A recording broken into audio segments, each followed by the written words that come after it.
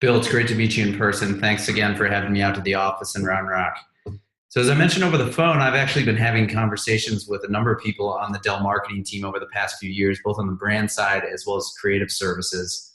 And I thought it'd be a good idea for you and I to get together and review some of the challenges I've heard from your team, as well as the current state of digital marketing as a whole right now in 2017. And ultimately, if we don't understand the industry's challenges, we don't understand Dell's, then we're not adding any value. So what I'll do is I'll stop towards the end of the presentation and you and I can level set and I'll answer any questions that you have before we talk about any of the specifics of what we do. I want to start the conversation by discussing a buzzword we all hear quite a bit, and that's customer centricity. So conceptually, it's very simple. It means the customer is at the heart of the business, and as you'll see by the statistic on the screen, the highest performing companies are taking this approach. But I'm as interested in how does this business philosophy translate into how your consumers value your brand and ultimately how they see you.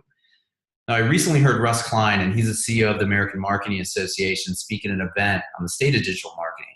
And one of the things he said was that the number one way that we as consumers are valuing brands right now is by whether or not they are useful to us. So we're evaluating options in the marketplace or how we value a brand. It's not necessarily brand loyalty or tradition, price to value, or some of these other things that guide us toward purchasing a solution or using a product. But it's how does this company understand me, my needs and expectations, and do they deliver products that solve my problems? And in order to be viewed as useful by your customers and the marketplace as a whole, that can only be achieved through a customer-centric approach to the business. But I think at the end game of becoming a useful brand is what's really important. And I think this line of conversation that we're having, it begets two essential questions for us to consider. And one is, what is today's reality for the consumer? And what about the digital landscape has changed? And ultimately, what are the goals of today's marketing leadership? So I want to start by talking just a little bit about what are the marketing goals of today? What's important? What's top of mind for marketers that we speak to? Well, number one is brand expression. So, how do I build an authentic, differentiated brand? How do I create relevant content that's personalized?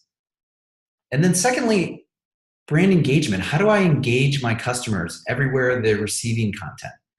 How do I get that personalized content into the right spaces where it's going to have an impact? And then ultimately, how do I measure that impact? From talking to marketers and going to conferences this year and speaking with agency partners, there's never been more of a premium on measurement, on ROI. And we know that that's top of mind right now. And what's the consumer behavior right now? Because ultimately, that's going to guide how we achieve those goals. And right now, we're using more devices than we ever have. When I think about my home, I think about an iPad, I think about a work computer, a personal computer, 2 phones, a Kindle. We're using more devices than we ever have. And we're also going mobile first. So mobile isn't just a place where I text my friends or take pictures. It's where I buy products. It's where I read my Kindle when I'm on the go. So this is a key channel for us in this day and age. And then finally, creation. I heard the other day that we're creating 50 times more data right now in our interactions than we were even 4 years ago, which is insane. So these are kind of the consumer behaviors that we're exhibiting right now.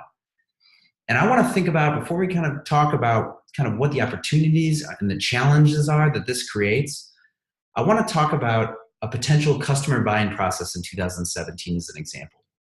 And here's one that I came up with as it relates to Dell. So I'm thinking about buying a new computer. I start my research on Dell.com and I'm looking at other brands. Maybe I'm on my work computer during lunch and I put 2 in my cart to hold for later. On the train home, it's a long ride, I access the Dell mobile site or mobile app to continue my research, but it's hard to read the details on the RAM and the memory information because it's in small print. So I decide to pick it up when I get back home on my personal desktop. I need more information than product specific, so I actually look at Dell's Twitter. I look at Dell's various social media channels and I want to read reviews and I want to see how other people are using Dell products because it's important to me. So then I text my cousin because I think he has a Dell and he might have some advice that could put me over the line. And that's done in an iMessage channel. So this is an entirely plausible scenario. And I want to think a little bit more about what it means. So at every point during that customer journey that I took in that example, I know for me, I'm expecting an experience that felt distinctly Dell all the way through. And that's really today's brand struggle. It's people like me or people going through the buying process or engaging with a brand. They expect everything to be clear, consistent, and familiar in every single interaction.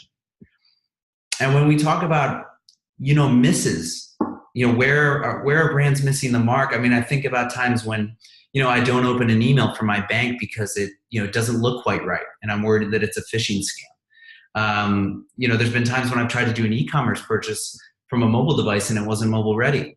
So this is exactly kind of what we're talking about with the brand struggle because of the proliferation of devices and the fragmentation of the markets.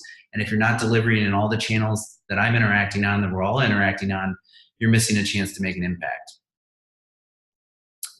So there's good news, obviously. So brands can reach the customer in so many places now. Many different devices, through different channels, both internal, through social. The digital transformations had an incredible impact on brands in general and their ability to reach their target consumers with the right messages. And it's easier to get there than it ever has before. So with that comes a challenge. There's less barrier to entry. So for an established brand like Dell, a startup being run out of somebody's garage can buy ad placement next to Dell or targeted similar consumers on Instagram and look comparable. So as an industry leader, how do you stand out? How do you ensure people are comfortable transacting with you on these multiple platforms and ensure that the brand looks good and that it looks like you? You've got a storied history as an industry leader. And how do you ensure people know that it's Dell everywhere they want to interact with you? So that's the challenge. And the challenge is it's twofold. So we talked about brand expression earlier, and it starts with the design of these assets. And because of the proliferation of devices, we've got this fragmentation and inconsistency. So this means designers need to create content that works well on all of these devices and it renders well on different size screens. And to make it even harder on the designers, we're savvier than ever. So to top it off, in addition to wanting everyone to look the same everywhere, despite being different formats, different devices, I expect the content to get me and to feel personal. A good example is I don't really value stock photography anymore. I'd rather see a photo of somebody wearing an item. People don't tolerate a half-baked mobile app that isn't optimized and as I described. So people expect personalization. So it's not just the channels, but also that personalization that makes it difficult for designers. Now, to brand marketing side, I've got this content, and how do I actually deliver it? How do I make sure I'm then reaching people in the right channels and I'm getting my brand into every space where people are already having conversations? How are we leveraging the content that's already being created and activated it on our behalf, knowing that it's more valuable than that stock material? So these are some of the challenges that the brand marketing team is having to work with. So it's definitely twofold. But what happens when you get it all right? And ultimately we talked about transparency and ROI. Here are a few of the business benefits that our customers have seen using Monotype solutions. So amplifying recognition by delivering a consistent customer experience at every touch point. So it always feels like people are comfortable buying from you on their Apple Watch or on their desktop. Basically enabling people to recognize you across all these fragmented channels. The second was empowering your brand advocates. So you've got people out there who love Dell and they want to talk about it, and they've got the means to do so now. So how do you empower them? And how do you take that message and activate it on your own behalf? And then from more of a production standpoint, how do we reduce creation costs? We talk about creating content for all these, different channels. You want to create that content once, not 10 times for each different device. And there are tools out there that you can use to do so. And then on the back end, making sure that you can measure all of it. And you can derive ROI, and attach conversion to the marketing programs. And that's very important. So I just want to show you a quick visual of what this looks like for one of our customers, and that's Southwest Airlines. And ultimately, you'll notice whether you're transacting with the company on the web, whether in print, across a mobile application, it all looks and feels like Southwest, and that's ultimately the goal. And in terms of how we help brands like Southwest do it, Monotype's been helping brands connect through typography for over 100 years. But our vision is bigger than that right now.